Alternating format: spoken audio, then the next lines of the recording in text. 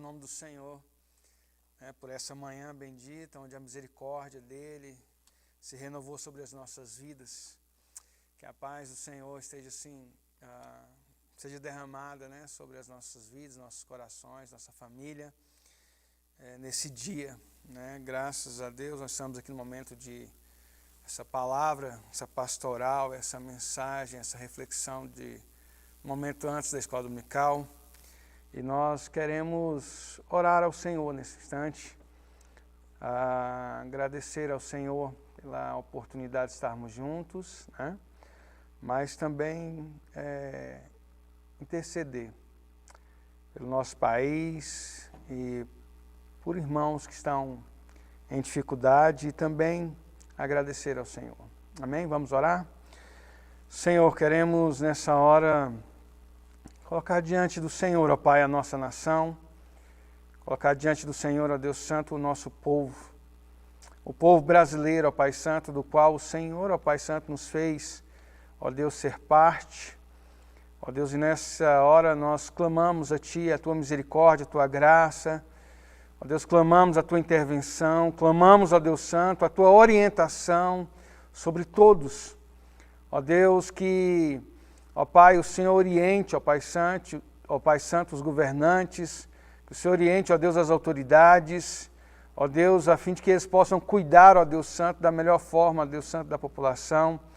Ó Deus, em nome de Jesus. Pai, que o Senhor oriente o povo também, a cada um de nós, a cada brasileiro, ó Pai Santo, ó Deus Santo, se comportar, ó Deus Santo, como, ó Deus Santo, a situação requer. Pai, nós, como igreja do Senhor, que o Senhor também fale ao nosso coração, nos orientando, ó Pai Santo, do nosso papel, da nossa tarefa, daquilo, ó Deus Santo, que o Senhor tem, ó Deus, para cada um de nós. E a Tua palavra, ó Deus Santo, que é a nossa regra de fé e prática, nós buscamos na Tua palavra, ó Deus Santo, essa orientação. Buscamos também, ó Deus, em oração, ó Deus Santo, ao Senhor, clamando, ó Deus Santo, que o Senhor nos mostre, ó Pai Santo, a Tua vontade, como nos comportarmos, ó Deus Santo, diante de tamanha dificuldade. Quero, ó Deus Santo, lembrar da nossa irmã Floripes. Ó Deus, toma a Tua filha internada, ó Deus Santo, na UTI. Ó Deus, Pai, nós rogamos que o Teu Espírito, ó Deus, a visite nessa hora, nesse momento. Ó Deus Santo, e ó Deus, que o Senhor venha operar na vida da Tua filha um milagre do Senhor para a glória do Teu nome, ó Deus Santo. A Tua filha, Deus, depende do Senhor, como todos nós, mas nesse momento, ó Pai, ela está numa situação difícil, complicada, grave, ó Pai Santo, e nós, como igreja, clamamos ao Senhor. Clamamos ao Senhor misericórdia, Senhor, fortalece a Tua filha, anima a Tua filha, ó Deus Santo, em nome de Jesus, e venha, ó Deus, sarar a Tua filha para a glória do Teu nome. Pai, ao mesmo tempo, ó Deus Santo, que nós, ó Deus, nos compadecemos, ó Deus, nos unimos à nossa irmã, ó Deus, que está enferma, nós também queremos Te agradecer. Agradecer, ó Deus, pela nossa irmã Noemi, ó Pai Santo, pelo seu aniversário ontem. Ó Deus, obrigado, ó Deus Santo, porque o Senhor, ó Deus, cuida de todos nós. Ó Deus, que o Senhor abençoe a Tua filha Noemi, ó Deus Santo, dando anos de vida, ó Deus Santo, paz, saúde, guardando a Tua filha, ó Deus Santo, no Senhor. E que ela continue, ó Deus Santo, testemunhando a fé que o Senhor mesmo deu a ela em seu coração. Abençoe toda a sua casa, ó Deus, em nome de Jesus. Pai, eu quero rogar ao Senhor, ó Deus, pela igreja do Senhor. E nesse momento, ó Pai Santo, onde nós temos a palavra do Senhor para meditarmos. Eu rogo que o Teu Espírito, ó Deus Santo, ilumine a nossa mente e o nosso coração. E nos ensine, ó Deus Santo, nessa manhã. Ó Deus, e também, ó Pai Santo, que nós, ó Pai Santo, cada um que há de ouvir essa palavra, possa estar, ó Deus Santo, com o coração disposto, ó Deus Santo, a ouvir, a ser ensinado, ó Deus, pelo Senhor.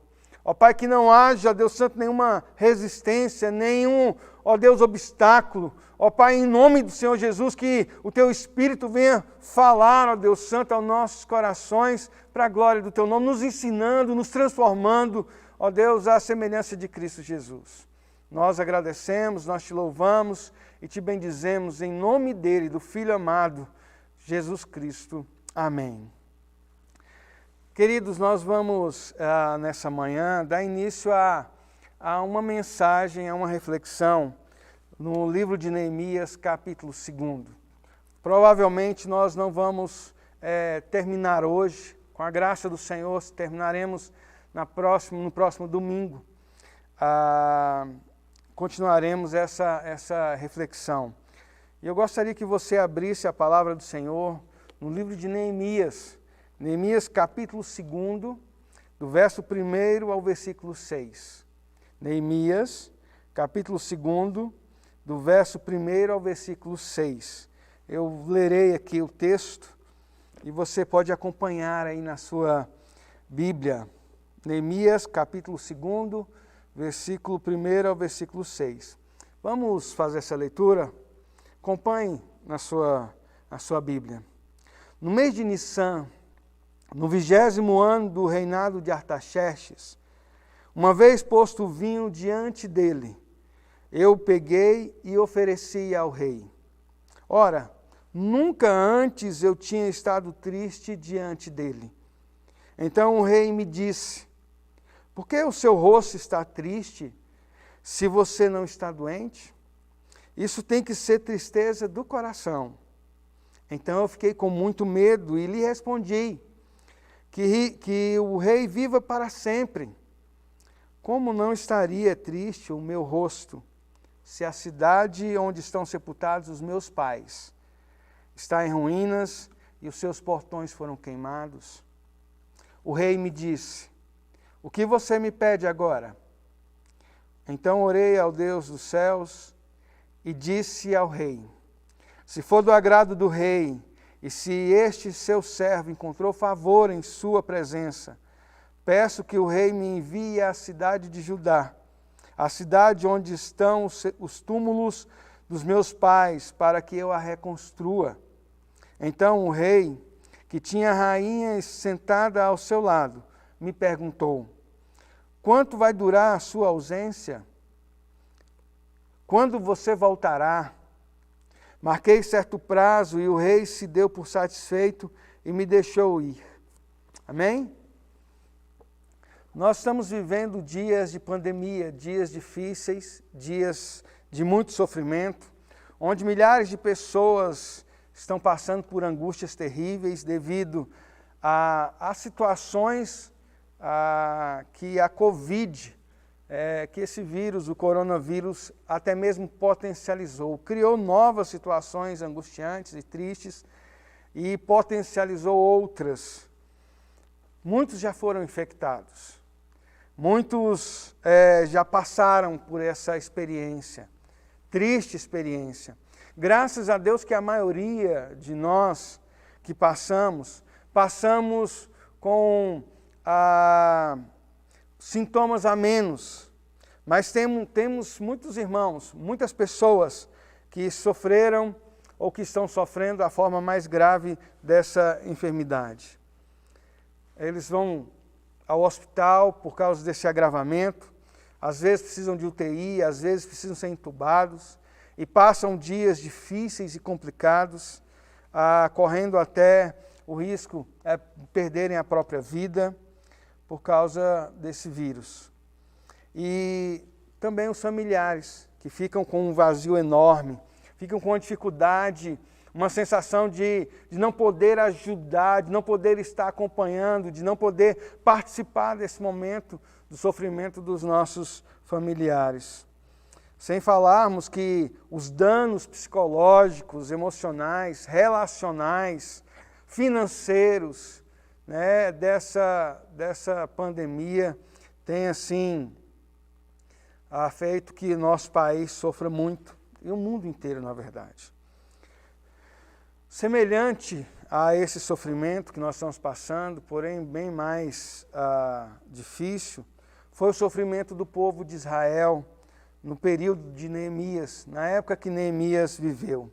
O período de Neemias é o período de exílio, um período onde o povo israelita foi levado cativo para a Babilônia e passaram 70 anos lá. Neemias, então, cresceu, foi criado nesse exílio, nesse tempo de escravidão na Babilônia. Neemias, de alguma forma, claro que Deus guiando, ele acabou se tornando um alto funcionário do rei da Pérsia, chamado Artaxerxes. Neemias, então, um dia estava na cidade de Suzã, que era uma cidade da Babilônia, que se tornou a capital do Império Persa, conforme o livro de Esté, capítulo 3, versículo 15, e conforme também Daniel, capítulo 8, versículo 2. Neemias então recebe o seu irmão Anani, com alguns homens de Judá, e Neemias então pergunta a eles, né, como estavam o restante do povo que tinha sobrevivido ao cativeiro e que tinha retornado do exílio. E também ele pergunta sobre a cidade de Jerusalém. Observe que o interesse de Neemias em saber como estava a situação do povo não era só para tomar conhecimento da situação, não era somente para dar uma opinião de como os israelitas erraram para que agora pudessem estar sofrendo dessa maneira. Neemias, ele não quer somente conhecer a história e passá-la para frente. A reação de Neemias nos revela a intenção do seu coração. Revela aquilo que ele estava sentindo. Quando ele ouve esse relato, quando ele fica sabendo, no capítulo 1, que o povo estava com dificuldade, Neemias, então, ele se assentou, chorou, lamentou, jejuou e orou. Diante de tudo que nós estamos passando, olhando para o que o povo de Deus estava passando na época de Neemias, eu quero pensar em algumas lições do choro de Neemias. Eu quero compartilhar com os irmãos. A primeira coisa que eu gostaria de compartilhar é que o choro de Neemias, ele veio assim que teve conhecimento da situação do povo. Quando Neemias ficou sabendo da situação do povo, e olha que esse povo era povo do pai deles, dos pais dele, provavelmente Neemias nem conhecia agora os que estavam lá, mas por serem povo da família dele, Neemias então fica sabendo disso e o seu coração se comove, o seu coração se abate, em saber que o povo havia sobrevivido do cativeiro inimigo. De certa forma, Neemias chora também de alegria, porque alguém sobreviveu. Parte do povo pôde voltar, porque o povo tinha passado 70 anos no cativeiro como escravo. Havia perdido tudo que tinha. Eles estavam em outra terra que não era a terra prometida, a terra que o Senhor Deus havia dado a eles. Eles tinham perdido tudo. O texto do primeiro capítulo, versículo 3, diz, no relato de Anani, que eles não tinham só perdido tudo, mas eles estavam em miséria. E não era uma miséria, era uma grande miséria. Além de estarem em miséria, grande miséria, eles estavam também humilhados. Nós temos passado dias difíceis no nosso país. E nós temos visto pessoas vivendo em miséria. Talvez em alguns grande miséria. Essa semana eu recebi a visita de um irmão nosso. Ele é morador de rua e ele bateu lá no portão lá de casa. E ele compartilhou comigo a situação dele. Ele vive numa miséria, vive na rua, e não bastasse essa situação difícil que ele vive, ele foi atacado por um outro morador de rua, com uma faca, foi esfaqueado, quase perdeu o dedo, se defendeu com o braço e levou um corte profundo no outro braço. E ele me disse que além dele sofrer pelas dificuldades que ele passa, ele ainda sofre humilhação. Porque ele vive na prática do homossexualismo. Então, os próprios moradores de rua o discriminam, o humilham. Hoje pela manhã passei para ver se eu encontrava o nosso irmão. Ele ainda não sabe que é um filho de Deus. Mas eu creio pela fé que ele é um filho de Deus. E o nome dele é fácil de lembrar, porque é o nome de um dos nossos pastores aqui da igreja. Então, eu não esqueci. Mas o povo de Israel também estava em miséria, estava sendo humilhado. E além disso, as muralhas de Jerusalém continuavam em ruínas. A cidade de Jerusalém tinha um papel importantíssimo na vida do povo hebreu, do povo de Israel. Desde que Davi proclamou a cidade de Jerusalém, a capital de Israel, ela se tornou sagrada para os judeus.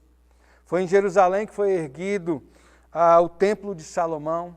E foi também em Jerusalém que foi erguido o templo a segunda vez, o segundo templo. E eles estavam tão longe da cidade sagrada. Ou seja, o referencial de vida religiosa, de encontro com Deus, onde Deus ali falava, onde Deus ali agia, onde eles podiam oferecer, ofertar seus sacrifícios e buscar perdão pelos seus pecados. Eles não podiam, eles estavam longe da cidade sagrada de Jerusalém. E eles não tinham nem alegria em louvar em terra estranha. Como nós podemos ver no Salmo de número 137, eu gostaria que você ouvisse a leitura desse Salmo. É um Salmo onde eles estão lá no exílio. É um salmo que mostra o sofrimento deles e como eles estavam se sentindo. Salmo 137 diz sobre a saudade que eles tinham de Sião, a saudade que eles tinham de Jerusalém. Ele diz assim: às margens dos rios da Babilônia, nós nos assentávamos e chorávamos, lembrando-nos de Sião. Nos salgueiros que lá havia, penduravam as nossas harpas, pois aqueles que nos levaram cativo nos pediam canções. E os nossos opressores queriam que fôssemos alegres, dizendo: cantem para nós um dos cânticos de Sião. Mas como poderíamos entoar um cântico ao Senhor em terra estranha? Se eu me esquecer de você, ó Jerusalém, que a minha mão direita se resseque, que a minha língua fique colada ao céu da boca, se eu não me lembrar de você. Se eu não preferir Jerusalém à minha maior alegria. Alguém escreveu esse salmo do povo de Deus, mostrando como estava o seu coração naquele momento. Mas nós também temos outro salmo de número 147, que nos dá uma sugestão da época que foi escrito no corpo do salmo, no seu texto.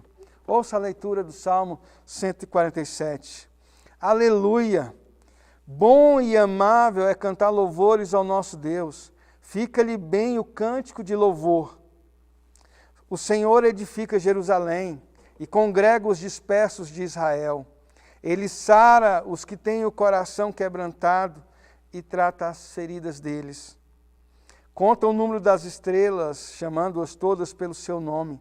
Grande é o Senhor nosso e muito poderoso. O seu entendimento não se pode medir. O Senhor ampara os humildes, mas faz com que os ímpios caiam por terra. Cantem ao Senhor com ações de graças. Ao som de harpa, cantem louvores ao nosso Deus, que cobre de nuvens o céu, prepara a chuva para a terra, faz brotar os montes e a erva, e dá alimento aos animais e aos filhos dos corvos quando pedem, quando clamam. Louvem, versículo 12, louve o Senhor, ó Jerusalém, louve o Senhor, ó Sião, pois ele reforçou as trancas dos seus portões e abençoou os que habitam em seu meio. Nós podemos ver esse texto falando da situação do povo de Israel naquele momento do cativeiro. Como estava o coração, e também como eles se sentiram depois exortados por Deus para louvar ao Senhor quando regressaram do exílio da Babilônia. Então nós temos Neemias, quando Neemias toma conhecimento de toda essa situação, Neemias chora. Hoje nós temos muitas informações praticamente instantâneas de tudo o que acontece no mundo. Nós conhecemos a situação das pessoas. Será que nós temos, quando recebemos essas informações, como será que o nosso coração recebe essa informação?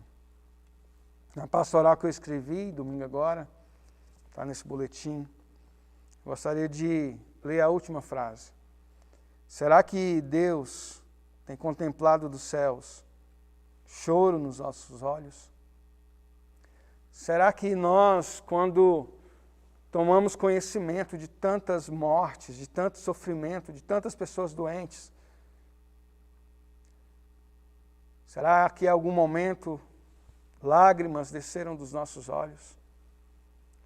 Será que nós não estamos perdendo a sensibilidade devido a tantas coisas difíceis, tristes que nós temos tido informação? Nós, como filhos de Deus, como servos do Senhor, nós buscamos conhecer as histórias, não somente para conhecê-las e falar, e ter um motivo de assunto e conversa com as pessoas. Antes, o Senhor quer que nós nos sensibilizamos com as pessoas. Choramos com essas notícias, derramamos lágrimas pelos que estão sofrendo. As lágrimas de Neemias evidenciam aquilo que estava no coração dele para as pessoas que o encontravam. Eu tenho visto, amados, que o tempo vai passando e a palavra de Deus também vai se cumprindo, que o amor vai se esfriando no coração de muitos.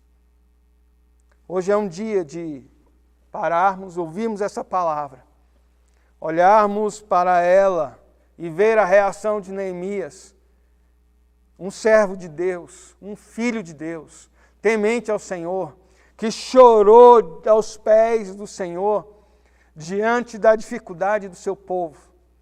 Que nós, a igreja do Senhor, possamos chorar diante do Senhor por tantas vidas ceifadas, por tantas vidas com dificuldade, com tanto sofrimento que nós estamos vivendo.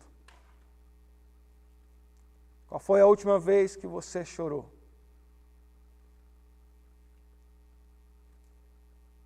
Qual foi a última vez que, de fato, o Senhor contemplou lágrimas descendo do seu rosto? Uma segunda lição que eu gostaria de compartilhar, ensinamento. E nós vamos terminar. É que o choro de Neemias revela o propósito da sua vida. O choro de Neemias revela o seu propósito. Aos olhos de todos que conhecem a história de Neemias, ele ouviu que a cidade estava em ruínas, que o povo estava sofrendo, estava precisando de ajuda. Neemias se lembrou dos seus pais, do seu povo, e as lágrimas revelaram a tristeza do coração de Neemias, mas revelaram também o propósito. O texto que nós lemos no capítulo 2 de Neemias, nós vemos que Neemias estava trabalhando, servindo o rei como copeiro, e naquele dia foi a primeira vez em todo o serviço que Neemias prestou ao rei, que ele estava triste. O texto diz que Neemias, quando o rei disse que ele estava triste, Neemias ficou com medo, Neemias temeu, porque ninguém podia se apresentar triste diante do rei. Todos deveriam ficar satisfeitos, na presença do rei, de ter a oportunidade de estar próximo, de estar perto da majestade do soberano. Neemias podia ser punido e até executado por se encontrar na presença do rei triste. Aí já uma grande lição para nós. Nós estamos diante do Rei dos Reis, do Senhor dos Senhores. Será que quando o Senhor nos vê triste, será que Ele se alegra? Ele a ver em nós alguém que está imitando a Ele, que está se compadecendo, tendo misericórdia daquele que sofre? Será que quando o nosso choro vem diante do Senhor, nós demonstramos aquilo que está dentro do nosso coração e revelamos o propósito da nossa vida? Provavelmente aquele dia era um dia festivo, pois no versículo 6 nos diz que a rainha estava presente. A rainha estava ao lado do rei. Então provavelmente aquele era um dia festivo. Não havia motivo para tristeza. Era um dia de festa. E sendo um dia de festa, o assunto de Neemias não combinava. O assunto de Neemias estava fora de contexto. Era um assunto muito triste. Era um assunto inapropriado para o momento. Como no capítulo 1, nós vemos que Neemias orou, jejuou. Neemias não orou e jejuou para falar para Deus qual que eram os planos que ele tinha para ajudar a Israel. Pelo contrário, quando Neemias jejuou e orou, ele buscou a vontade de Deus para aquela situação. Ele queria saber qual que era a vontade do Senhor para aquela situação e não falar para Deus qual que era a vontade dele para aquela situação. A oração, ela serve para que nós, servos de Deus, sejamos orientados pelo Senhor para agirmos dentro daquela situação. No meio do povo de Deus, do Antigo Testamento, o nome da pessoa revelava o seu propósito. O povo de Israel orava ao Senhor e buscava diante de Deus, quando ia nascer um filho, qual que era o propósito que Deus tinha dado para aquele menino, para que o nome fosse segundo o propósito que Deus havia orientado e revelado. E aí a gente pode pensar hoje, pastor, como é que a gente lida com isso aqui no nosso país, no Brasil? Irmãos, nosso país não vem de uma cultura judaica. Nós não temos o costume de orar para pedir a Deus e saber qual é o propósito dos nossos filhos. Na verdade, o nosso costume é dar o nome aos nossos filhos. Antigamente, tinha-se o costume de juntar, o nome, parte do nome do pai com o da mãe, ou da mãe com o pai, e formava ali o nome do filho, Tinha também o costume de honrar um parente, um amigo, dando o mesmo nome, para os filhos. Tinha também o costume de dar aos filhos, os nomes dos filhos serem começados com a mesma letra.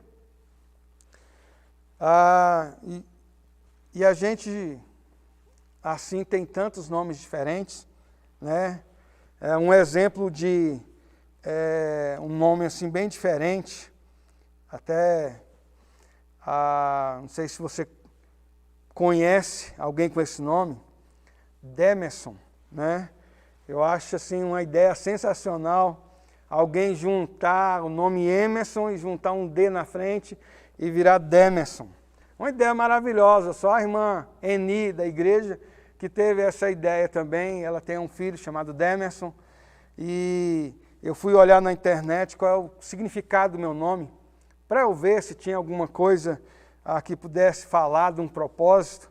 E na verdade eu encontrei que lá o significado é incerto. O significado que eu achei foi um internauta que sugeriu, para colocar lá. Mas eu penso assim que eu sei qual que é o significado do meu nome. né?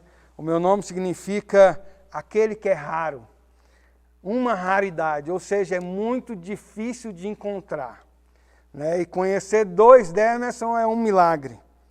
Mas como é que a gente pode olhar, irmãos, hoje, ao propósito de Deus no nosso nome? Olha, quando Jesus veio e colocou o seu nome sobre todo nome. Nós estamos debaixo do nome do Senhor Jesus. Nós somos cristãos. Nós recebemos o nome de adoção. Agora nós fazemos parte da família de Deus. Deus não se envergonha de fazermos parte da sua família. Pelo contrário, Ele agora nos deu o seu nome, o seu sobrenome. Então, independente do seu nome, do seu primeiro nome, o seu sobrenome é Cristo. Cristão, um pequeno Cristo. Então, Demerson, um cristão. Demerson, o cristão. E agora, irmãos, nós vivemos nessa época da graça, nesse tempo onde o nosso nome, independente do significado do nosso nome, o que mostra o nosso propósito é o nome que nós recebemos, o nome de cristãos. E vivemos e manifestamos agora para viver esse nome. Porque às vezes, amados, o nome que nós recebemos não é um nome, não tem um significado bonito, abençoador. Às vezes remete a um significado difícil, triste, como o nome Mara, que remete para amarga. Mas eu quero dizer, se você se chama Mara, e as águas do Senhor agora fluem de você, agora essas águas não são mais amargas, as pessoas agora, por causa do seu sobrenome, da obra maravilhosa que Deus fez na sua vida, agora flui de você rios de águas vivas e não águas amargas. Louvado seja o Senhor. Independente do significado do nosso nome, nós temos um sobrenome. E é esse sobrenome de Jesus Cristo, o Messias, o ungido, que mostra qual é o propósito dele, que revela o propósito do Senhor Jesus. E também revela o nosso propósito, o propósito de viver intensamente uma vida matando o nosso eu para que Cristo viva em nós. É interessante olhar para o nome de Neemias e ver que o nome de Neemias significa o Senhor conforta. Neemias era um instrumento de Deus para confortar o povo de Israel. É interessante olhar Esdras, que é um livro ao lado, um livro no mesmo tempo, na mesma história, continuação de Neemias. Esdras significa o Senhor ajuda. Então, eles cumpriram o propósito de Deus na vida deles. É interessante olhar que no dicionário, confortar tem 2 sentidos. O primeiro é de fortalecer, de fortificar, de robustecer. O segundo, alentar, aliviar, consolar, reconfortar. Neemias, então, cumpre o seu propósito de vida. Ele fica sabendo, toma conhecimento, mas não só toma conhecimento, ele agora, movido pelo propósito que Deus tinha dado para ele agora age para fortalecer o povo que estava com grande dificuldade, enfraquecido, fragilizado. Neemias, então, também age para consolar o povo. Neemias buscou, então, um contato com o povo. Nós, para cumprir o nosso propósito, nós devemos buscar encontrar com as pessoas, um contato com as pessoas. As necessidades, os problemas que nós temos, eles nos oportunizam um encontro, para que a gente seja um instrumento segundo o propósito que Deus nos deu em vida. É interessante que, às vezes, nós buscamos muito a resolver os nossos problemas. E nós buscamos, assim, demais resolver os nossos problemas. Mas nós devemos buscar, sim, resolver os nossos problemas, mas nós devemos entender que, primeiro, Deus está trabalhando para que eu e você sejam uma pessoa bem-sucedida, uma pessoa bem resolvida, na verdade. Uma pessoa bem resolvida para os nossos problemas, que sabe enfrentar os problemas, que sabe passar pelas dificuldades, que sabe ser contente mesmo nos dias difíceis. Mais do que isso, nós devemos entender que buscando o propósito de nossas vidas e sendo pessoas bem resolvidas, nós seremos usados para ajudar as pessoas a se tornarem pessoas também bem resolvidas, pessoas maduras, pessoas que não só desejam terem os seus problemas resolvidos, mas desejam serem transformadas em meio àquela situação que Deus nos colocou. E assim nos tornarmos a semelhança de Cristo. Jesus não veio para resolver todos os nossos problemas, mas para dia após dia nos transformar em pessoas maduras e bem resolvidas, imitadores deles. Eu quero fazer uma aplicação nesses 2 pontos e com a graça do Senhor nós continuaremos essa reflexão no domingo que vem. Primeiro é que Neemias buscou conhecer a situação do povo. Se entristeceu, mas se dispôs a viver o propósito de Deus na vida dele. Ele se dispôs a viver o propósito de Deus na vida dele. Não era por curiosidade, não era só para saber. Mas sabe por que Neemias buscou a informação? Para que ele pudesse saber aonde ele ia entrar na situação do próximo dele. Muitas vezes Deus deixa a gente e fala e nos informa e nos revela, nos mostra a situação de um irmão, é para que a gente veja qual é a hora que nós vamos entrar, o momento que nós vamos entrar para ajudar esse irmão, para servir esse irmão, para ser um instrumento de Deus na vida dele, para ajudá-lo, para erguer, para ajudá-lo a levantar da sua situação.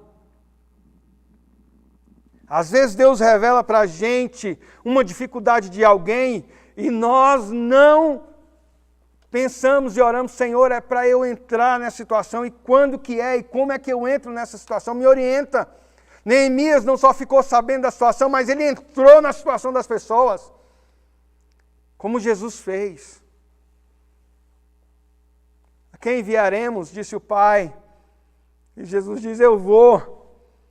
A situação do povo, a miséria, a inimizade contra Deus, e ele veio e se encontrou conosco e teve contato com a gente, para que a gente pudesse então assim ter a vida transformada.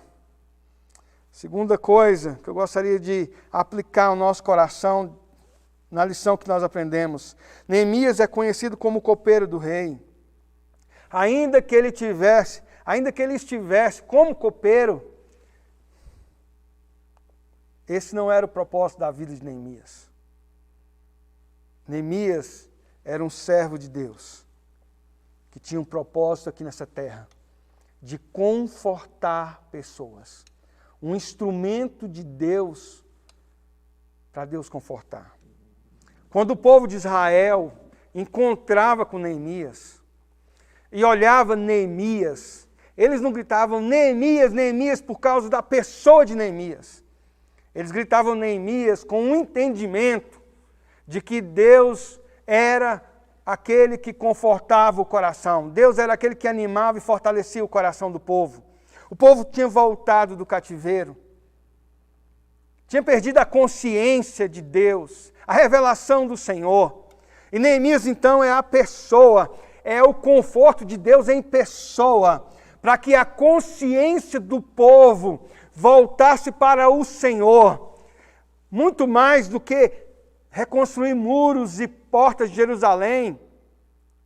O que mais, resolvendo o problema deles, da fome, a maior bênção é a consciência de que o povo entendeu que o socorro estava vindo do Senhor, que o conforto vem de Deus, que o Senhor tinha perdoado o seu povo, que tinha passado a sua punição, que agora o Senhor de novo estava a favor do seu povo.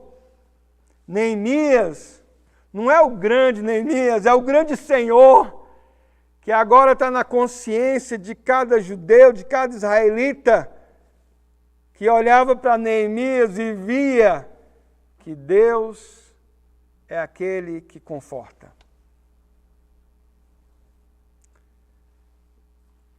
Hoje nós precisamos chorar e nós precisamos entender o propósito que Deus nos colocou aqui nessa terra, para que o nome dele seja honrado e glorificado, para que os nossos irmãos conheçam que há Deus sobre as nossas vidas. Que Deus abençoe a cada um de nós e que possamos chorar e cumprir o nosso propósito nesses dias de pandemia. Vamos orar? Pai Celestial, louvado seja o Teu nome. Obrigado pela Tua palavra, Deus Santo, que nos confronta, nos chama, ó Deus Santo, para, ó Deus, o centro da Tua vontade. Mostra, ó Deus Santo, revela a nossa natureza. Um coração cheio de compaixão, cheio de misericórdia. Um coração que não somente espera as notícias chegarem, mas busca intencionalmente saber a necessidade do outro e se dispõe a ser o instrumento de Deus na vida e na situação do outro. Pai, que possamos tomar conhecimento das situações difíceis dos nossos irmãos, daqueles que, ó Deus, são comunidade conosco, do povo brasileiro, e tomando conhecimento, ó Deus, possamos orar ao Senhor, ó Deus, ansiosos de o Senhor dizer qual é a hora que a gente vai entrar nesse problema, para assumirmos esse problema, para, ó Deus, sermos um instrumento do Senhor para abençoar vidas que estão, ó Deus, em grande miséria e humilhação. Muito obrigado, ó Deus, pela oportunidade que temos da revelação da Tua palavra sobre as nossas vidas e que o Senhor nos amadureça dia após dia, cada vez mais, e abençoe, ó Deus, a Tua igreja e o Teu povo. Em nome do Senhor Jesus nós oramos e para a glória do Senhor. Receba, querido, a bênção do Senhor, que a graça maravilhosa do Senhor Jesus, que o amor de Deus, o eterno Pai, e que a comunhão e as consolações do Santo Espírito de Deus repousem sobre a sua vida, sobre a sua família, sobre o nosso país e sobre todo aquele que é filho do Senhor neste mundo, hoje e para todo sempre. Amém. Amém.